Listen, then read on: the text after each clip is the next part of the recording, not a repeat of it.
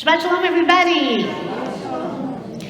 This week is a double parsha. We get a double portion of manna, a double portion of wisdom. Our Hebrew meditation class got their fourth letter, the Dalet, for knowledge, that oneness that we have of mind, body, and spirit when we have the knowledge that comes to us from the divine that's within us and around us.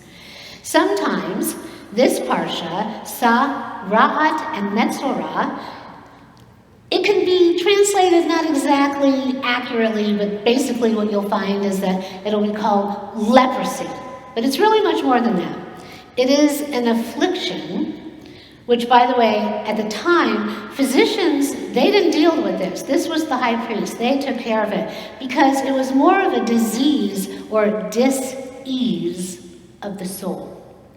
It was so ravaging that it could affect first the home, then the clothes, and then if it wasn't addressed, the person. People who were afflicted were required to be removed, separated, and stay outside the camp until they were fully cured. And then even the house, if it was afflicted, that had to be inspected thoroughly to determine whether it could be fixed, repaired, or did it need to be torn down.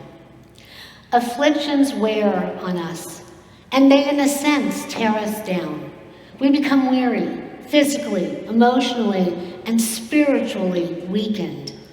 And yet maybe that period of time of being set apart gives us the opportunity to take stock, to heal, and yes, then to ultimately rebuild. Many draw a parallel to COVID in this parsha. We were all globally struck down, we were removed from one another, and then we had a choice to either self-destruct or rebuild, refresh, re-energize, renew. Sadly, there are so many, if you've looked around and you've seen this, there are a lot of people that have come out of COVID more broken than when they went in. And some just don't know how to behave anymore. Have you seen people out there? They just don't know how to behave anymore. They've forgotten. And there are so many people with mental health issues. It really gave everyone the opportunity to either completely fall apart or say, you know what, I'm going to take stock, I'm going to look at what I need to do, what I need to repair, and then I'm going to rebuild. Some found themselves. They connected to their own selves, they went online, they met new people, and they got married during COVID and outside of COVID. Now there's so many weddings going on. Some were able to focus on relationships, reconnect with family, or connect with family that they had actually been disenfranchised from. The overriding and most popular parallel of this parsha is the connection that is drawn between the parsha itself and the effects of Lashon Hara. There's many here that love this topic. Gossip, evil, speech, negativity. Anybody do that? It is said that Lashon Hara hurts three people, one at a time. The person who speaks it, the person who hears it, and most particularly the person that is gossiped about. Katya Bulletin states on this that death and life are in the power of the tongue. Harmful speech, malicious gossip, insensitivity to others is pervasive and spreading virally, infecting minds with a boomerang effect. And then it eventually comes back to negativity in one's own life. What we put out there, we get back. Shattered relationships are often the remnants of thoughtless, stinging words. Even if the words spoken are true, the impact can wind up being exactly the same. And then the aftermath can continue to adversely impact future generations. The double Torah portion of Tazria, Metzora, expounds on this. The Hebrew term Metzora is actually someone who is afflicted with Sara'at, and it refers to the spreader of the slander, or one who actually brings about harm with his or her speech. Have you ever been on the receiving end of that? Have you ever been the victim of that? Have you ever been the perpetrator of that? Not to be overlooked is the comprehensive way that Sara'at was treated. The Torah recognized that this was a physical manifestation of a spiritual cause. The Torah's treatment of Sarah integrated a spiritual treatment to effect a positive outcome. It treated the entire person, not just the illness. The Torah's approach was way ahead of its time. Maimonides, the 12th century physician and Torah commentator, understood how the mind and the body and the soul were all intrinsically connected. He taught that healing is predicated on a patient actually understanding the integrated factors contributing to his or her illness. Subsequently, appropriate treatment, including making the necessary lifestyle changes, could then occur. Making appropriate changes in ourselves clears away the dis-ease that afflicts our soul and ultimately shifts the outcome, enabling us to hopefully emerge whole, more whole. Rabbi Lord Jonathan Sachs relays a story that parallels this parsha. He talks of a therapist who, by finding a remedy for stuttering, may have actually hit upon a possible cure for sara'at, or all negativity that can plague us, the power of praise. Lena Rustin was a speech therapist specializing in helping stammering children. She founded the Michael Palin Center for Stammering in London, and she had a very unique approach to her work. She focused on relationships. She worked with parents, not just the children. Her view was that to cure a stammer, and remember, Moses stammered, she had to change the entire family dynamic, the whole environment of the family. Families tend to create an equilibrium. If a child stammers, then every single person in the family adjusts, shifts around it. Therefore, for the child to lose the stammer, all of the relationships within the family have to then be renegotiated. And not only must the child change, but so must everyone else. And remember, this is true of all illness, all dysfunction that can happen in families. They have to commit themselves to the following ritual, and this is what she suggests. So I want you to think about this, if you could do this in your own life.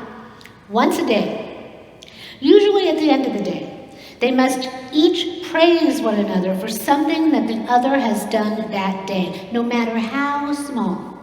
An act, a word, a gesture that was kind or sensitive or generous or thoughtful. The praise must be focused on that one simple act and not generalized. It must be genuine, it must come from the heart, and the other person must learn to accept the praise. Sometimes is it difficult to accept praise? This is all that they had to do, and it only takes a minute or two. But what would happen is that it would really begin to correct and revolutionize the family and help the individual on a day-to-day basis, but this needed to be done every single day. Change at a very basic level is challenging. One must create an atmosphere that encourages change and makes it unthreatening. How? The answer is praise. She told the families that they must catch each member doing something right and say so specifically, positively, and sincerely. Every member of the family, but especially the parents, had to learn to give and receive praise. So how does this relate to our parsha? One of our ancient sages, actually several of them, have been quoted as talking and debating and saying that sara'at was a punishment for lashon hara, evil, hateful, derogatory speech. And that Miriam, Moses' sister, who spoke negatively about her brother, was struck down by sara'at for 7 days. They also pointed to the incident when at the burning bush, Moses spoke negatively about the Israelites, and his hand was briefly affected by sara'at. The sages spoke more dramatically about lashon hara than any other offense. They said that it was as bad as committing all 3 cardinal sins: idolatry, incest, and murder. Rabbi Sachs goes on to say, so it's clear, don't gossip, don't slander, don't speak badly about people. Judaism has a rigorous and detailed ethics of speech because it believes that life and death are in the power of the tongue. God spoke, and the world came into being. Judaism is a religion of the ear more than the eye, of words rather than images. God created the natural world with words, and we create or we damage the social world and our relationships with words. So Lena Rustin's rule of praise is the opposite of Lashon Hara. It's Lashon HaTov, good, positive, encouraging speech. According to Maimonides, again, to speak in praise of people is the command to love your neighbor as yourself. Her work has profound spiritual implications. It had nothing to do with gossip, but without intending to, she had discovered one of the most powerful antidotes to Lashon Hara ever invented. She taught people to develop the habit of speaking well of one another. She taught them to praise daily and specifically and sincerely. Anyone who uses her technique for a prolonged period will be cured of Lashon Hara. It is the most effective antidote. And what is more, her technique transforms relationships, saves marriages, heals what Lashon Hara harms. Evil speech destroys relationships. Good speech mends them. This works not only in marriages and families, but also in communities, organizations, and businesses. So in any relationship that matters to you, deliver praise daily. Singing and praising the good in people makes them better people, makes you a better person, and strengthens the bond between you. It is really life-changing.